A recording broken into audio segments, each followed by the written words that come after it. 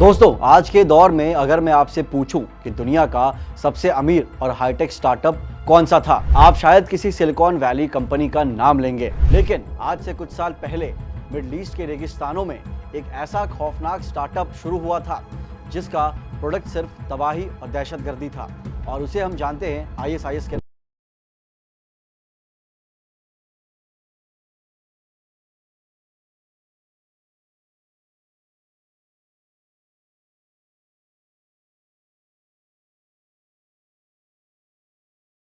क्या आपने कभी सोचा है कि एक मामूली सा धर्मगुरु जिसे दुनिया जानती तक नहीं थी, वो कैसे अचानक हजारों लड़ाकों की फौज खड़ी कर लेता है? कैसे ये लोग देखते ही देखते इराक और सीरिया के आधे हिस्से पर कब्जा कर लेते हैं और वहां अपनी करेंसी तक चलाने लगते हैं? आज के वीडियो में हम किसी थ्रिलर मूवी की तरह इस गुत्थी को सुलझाएंगे। हम बात करेंगे उस कैंप बुक्का जेल की जहां इस नफरत के बीज को बोया गया था, और उन सीक्रेट डील्स की जिन्होंने एक आतंकी गुट को दुनिया की सबसे बड़ा सिरदर्द बना दिया था। तो कुर्सी की पेटी बांध लीजिए दोस्तों, क्योंकि आज की कहानी आपको हिला कर रख देगी। दोस्तों, ISIS की कहानी समझने के लिए हमें 2003 के इराक युद्ध के मलबे में झांकना होगा, लेकिन इसकी जड़ें और भी पुरानी है। 1990 के दशक में जॉर्डन का एक मामूली अपराधी अबू मुसाब अल जरकावी जेल से छूटकर अफगानिस्तान पहुंचा। वो वहां सोवियत सेना के खिलाफ लड़ने गया था, लेकिन अपने साथ कट्टरपंथ की वो सोच ले आया जिसने उसे आगे चलकर इराक को तबाह कर दिया। एक्सपर्ट्स मानते हैं कि इसी नफरत ने उस नींव को रखा जिस पर आज ISIS खड़ी है।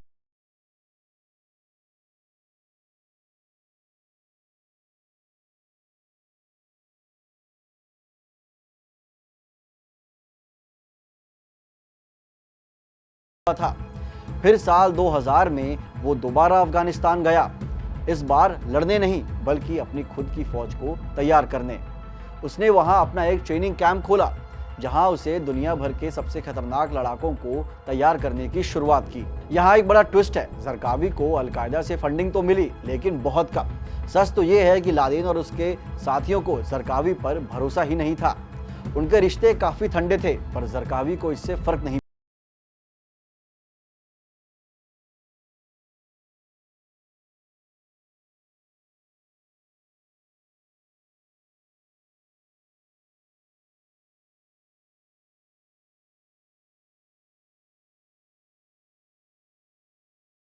हुए। इनमें से ज्यादातर वो थे जिनका ब्रेन वॉश जेलों में ही कर दिया गया था। हैरानी की बात यह है कि इन लोगों को अपने धर्म की गहरी समझ ही नहीं थी। जरकावी ने उनकी इसी गरीबी और आधे अधूरे ज्ञान को हथियार बनाया और उन्हें एक ऐसे अंधेरे रास्ते पर धकेल दिया जहां से वापसी का कोई भी रास्ता नहीं था। असली खेल शुरू हुआ 2003 में जब अमेरिका ने इराक पर कब्जा किया। जरकावी इराक तो पहुंचा, पर उसके पास न पैसा था न संसाधन, लेकिन उसके पास था एक शातिर दिमाग। उसने इराक के समाज में चल रही आपसी नफरत और गुस्से की नब्ज पकड़ ली। जरकावी ने बस आग में घी डालने का काम किया और लोगों के बीच नफरत की एक ऐसी दीवार खड़ी कर दी कि पड़ोसी ही एक दूसरे के दुश्मन बन गए।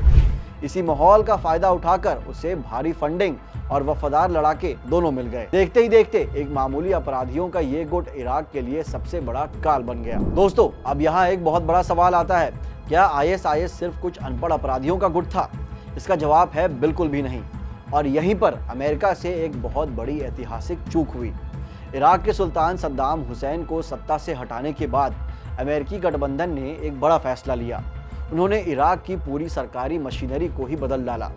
सद्दाम की बाथ पार्टी से जुड़े हर इंसान को नौकरी से निकाल दिया गया। इतना ही नहीं, इराक की पूरी सेना को रातों रात भंग भी कर दिया गया। अब आप खुद सोचिए, 1 लाख से ज्यादा लोग जिनमें सेना के टॉप जनरल थे, इंटेलिजेंस ऑफिसर थे और सरकारी एक्सपर्ट्स थे, वे अचानक बेरोजगार हो गए और सड़कों पर आ गए। उनके मन में गुस्सा था और सीने में अपमान की आग। J.M. बर्गर और जेसिका स्टर्न अपनी किताब में बताते हैं कि जरकावी ने इसी मौके का फायदा उठाया।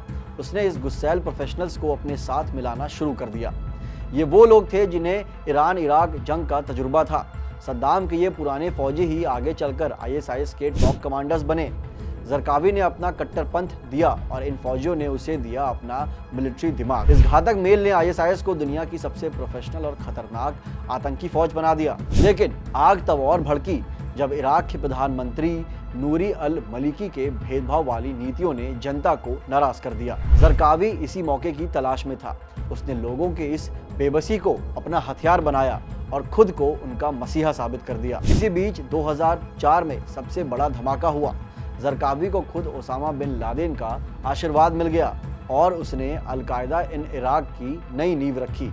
लादेन की हरी झंडी मिलते ही जरकावी ने इराक के अंदर ही गृहयुद्ध छेड़ दिया।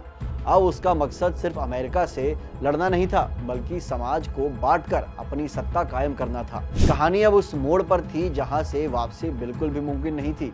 2006 में जरकावी तो मारा गया, लेकिन खतरा टला नहीं। कमान संभाली अबू अय्यूब अल मसरी ने, जिसने कई गुटों को मिलाकर जन्म दिया ISI यानी इस्लामिक स्टेट इन इराक का। अबू उमर अल बगदादी इसका पहला लीडर बना। अब ये ग्रुप अलकायदा से अलग खुद को एक आज़ाद देश की तरह देख रहा था। दूसरी तरफ प्रधानमंत्री मलिकी तानाशाह बन चुके थे। सेना और पुलिस सब उनके हाथ में थी और उनकी भेदभाव वाली नीतियों ने समाज को बांट कर रख दिया था। जनता न्याय के लिए तड़प रही थी और इसी गुस्से ने ISI को और मजबूत कर दिया। बस अब इंतजार था उस खौफनाक नाम का जिसने दुनिया हिला दी थी, अबू बकर अल बगदादी। साल 2010 तक इराक की सरकार सिर्फ कागजों पर थी। प्रधानमंत्री मलिकी ने सारी पावर तो हथिया ली, लेकिन वो जनता को बिजली जैसी बुनियादी चीजें भी नहीं दे पा रहे थे। ऊपर से उन ताकतवर कबीलों को भी किनारे कर दिया गया जिन्होंने कभी आतंकवाद के खिलाफ सरकार का साथ दिया था। नतीजा 2011 में पूरे इराक में गुस्से की लहर दौड़ गई। लोग सड़कों पर उतरे, पर सरकार ने उन पर गोलियां चलवा दी। सुरक्षा बलों की इस हिंसा ने जलती आग में पेट्रोल का काम किया। अब आम जनता और बागी गुट सब सरकार के दुश्मन बन चुके थे। इसी अराजकता और नफरत के बीच ISIS को वो जमीन मिल गई जहां उसने अपनी खौफनाक सल्तनत की नींव रखी। 2011 में जब अरब स्प्रिंग्स की लहर चली तो दुनिया लोकतंत्र के सपने देख रही थी, लेकिन बगदादी को इसमें सत्ता हड़पने का मौका दिखा। उसने अपने सबसे भरोसेमंद साथी अल जोलानी को सीरिया भेजा। जोलानी ने वहां जाकर गुपचुप तरीके से जबहत अल नुसरा नाम का संगठन बनाया। देखते ही देखते यह गुट अपनी खतरनाक मिलिट्री पावर और सुसाइड बॉम्बर्स के दम पर पूरे सीरिया में खौफ का दूसरा नाम बन चुका था। लेकिन यहाँ एक बड़ा खेल चल रहा था। सालों तक अल नुसरा ने दुनिया से छिपा रखा था कि उसका असली बॉस बगदादी है। वह खुद को सीरियाई विद्रोही बताते थे, लेकिन सच तो ये था कि उन्हें आधी फंडिंग सीधे ISIS से मिल रही थी। मगर ये सीक्रेट पार्टनरशिप 2013 में टूट गई। बगदादी ने अचानक ऐलान कर दिया कि अल नुसरा उसका हिस्सा है और जोलानी को उसके अंडर आना होगा। बगदादी ने अलकायदा के बड़े नेताओं तक की बात मानने से इनकार कर दिया था। यहीं से शुरू हुई वर्चस्व की वो जंग जिसने अपनों को एक दूसरे के साथ दुश्मन बना दिया और लड़ने पर मजबूर कर दिया। जोलानी ने झुकने से इनकार किया और शुरू हुई अपनों के बीच की एक खूनी जंग। हजारों लड़ाके मारे गए और दुनिया ने देखा कि बगदादी अपनी ताकत के लिए अपनों का गला काटने से भी पीछे नहीं हटता। जल्द ही बगदादी ने सीरिया में अपना नेटवर्क बना लिया। उसके लोग शातिर थे। वे दूसरे विद्रोहियों के इलाके में घुसपैठ करते, सिस्टम को अंदर से खोखला करते और फिर अपना झंडा फहरा देते थे। अब बगदादी का इरादा सिर्फ लड़ना नहीं, बल्कि अपनी एक खिलाफत यानी अपना साम्राज्य खड़ा करना था। 2014 तक ISIS का खौफ चरम पर था। इराक की सरकारी फौज इनके सामने टिक नहीं पाई और बगदादी ने मोसुल पर कब्जा कर लिया। सीरिया में रक्का और तेल से भरपूर इलाकों भी इनके हाथ में आ गए थे। लेकिन असली धमाका तब हुआ जब दुनिया ने देखा कि ISIS के लड़ाके बुलडोजर लेकर इराक सीरिया के इंटरनेशनल बॉर्डर को ही ढा रहे थे। उनका मैसेज साफ था, सरहदें मिट चुकी हैं। अब उन्हें सिर्फ हथियार नहीं उठाए बल्कि एक पूरा सिस्टम चलाना शुरू कर दिया, ताकि दुनिया को यकीन दिला सकें कि वो सिर्फ एक आतंकी गुट नहीं बल्कि एक असली देश हैं। ISIS ने दुनिया को गुमराह करने के लिए सिर्फ लड़ाके ही नहीं बल्कि डॉक्टर, इंजीनियर और टेक्नोक्रेट्स को भी बुलाया। सोशल मीडिया के जरिए उन्होंने एक सुनहरे भविष्य का झांसा दिया और अस्पतालों से लेकर स्कूलों तक का एक नकली सिस्टम खड़ा कर दिया ताकि वे खुद को एक असली देश साबित कर सकें। लेकिन हर जुल्म का अंत होता है। अमेरिकी गठबंधन और सीरियाई सेना के चौतरफा हमलों ने इस खिलाफत को ताश के पत्तों की तरह ढा दिया। मोसुल की हार इनके ताबूत में आखिरी कील साबित हुई। दोस्तों, आज भले ही इनकी जमीन छिन चुकी हो, लेकिन खतरा आज भी नहीं टला है। इनके स्लीपर सेल्स और नफरत भरी विचारधारा आज भी दुनिया के लिए एक बहुत बड़ी चुनौती बने हुए हैं।